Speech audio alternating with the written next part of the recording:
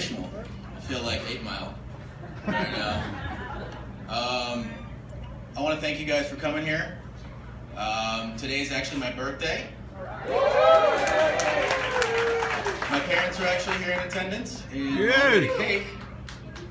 So she doesn't know this, but I slipped a little bit of weed in there. Maybe I should have had you guys eat cake before the show. So my friends are here. Thank you guys for coming. It means a lot to me. A couple of my ex-girlfriends are here. At this very moment, they're probably realizing that they made the right decision.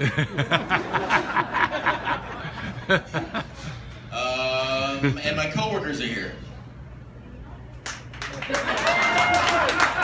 Really? I was going to say, give it up for my coworkers. Probably one of the worst professional decisions I've made in my life. Now, for a living, I actually sell tents. Yeah.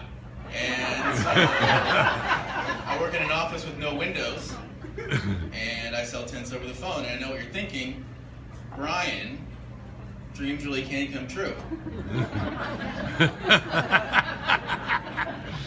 And a lot of people compare, their office environment to the movie Office Space. With mine, it's more like Schindler's List. So I went to Dunkin' Donuts the other day with my coworkers, and I ordered my favorite donut, which happens to be with rainbow sprinkles. They now know me at the office as Princess Rainbow Sprinkles. Thank you, Ben.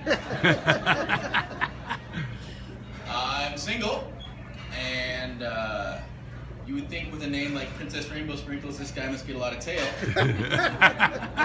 And I do not. And so, the kind of women that you meet in Vegas is very different, right? Like you gotta qualify them. You gotta ask them the right kind of questions. So you ask them questions like, like where are you from? What do you like to do for a living? Are you open to anal at all? So those kind of questions get it out of the way. But I don't meet a lot of quality women. I spend a lot of very lonely nights in my apartment, and spend a lot of time in my bedroom alone. And I know. And so I took a black light to my sheets the other day. It looked a lot like a Jackson Pollock. It actually looked like an ink blot test. I think I saw rainbow sprinkles in there. So I guess the name does actually fit. My brother's a pilot, and the other day I went with my 6-year-old nephew to hop on his little puddle jumper, and we went to San Diego. Before we left, my nephew says, Uncle Brian, I have to pee-pee, Uncle Brian. So I take this opportunity to give him some, elderly advice. So I get down on my knee and I say, Reese, listen, buddy, I'm not actually your Uncle Brian. That's just what the kids call me at Chuck E. Cheese, okay, buddy? So we're walking, and we walk over to the bathroom, and I can see in the distance there's this really weird-looking dude with a very strange-looking horse trailer, right? And so I can see from a distance, like, this dude is creepy looking. Like, he's got that look.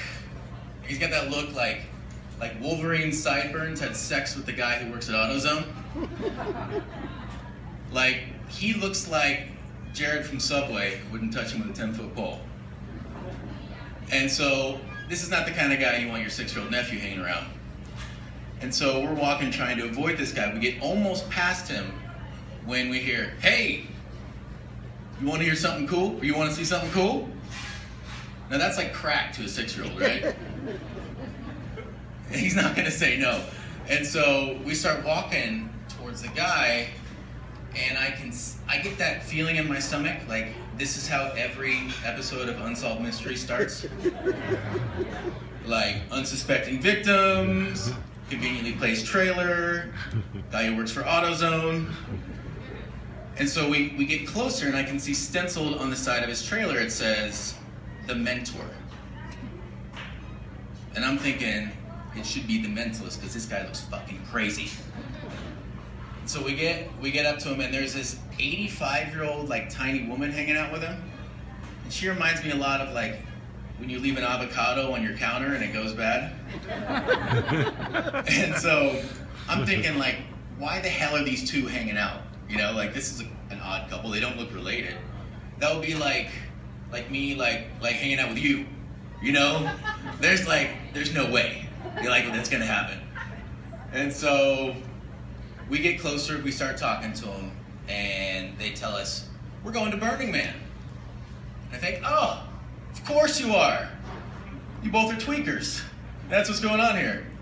And so we're talking to Trailer Guy, and I can see out of my periphery that in the back of this trailer, there's an adult-oriented swing hanging down. My nephew happens to catch it at the exact same time. He makes a beeline for the swing, okay? And like runs up to jump in it, and I grab him by the shirt collar and pull him back like he's about to fall in the lion exhibit. Like, and then I took this opportunity to get down on my knee and give him some more, you know, elderly advice. And I say, listen, buddy, that's a very special swing. That's the reason that mommy and daddy are still together. You have to be this long to ride that swing.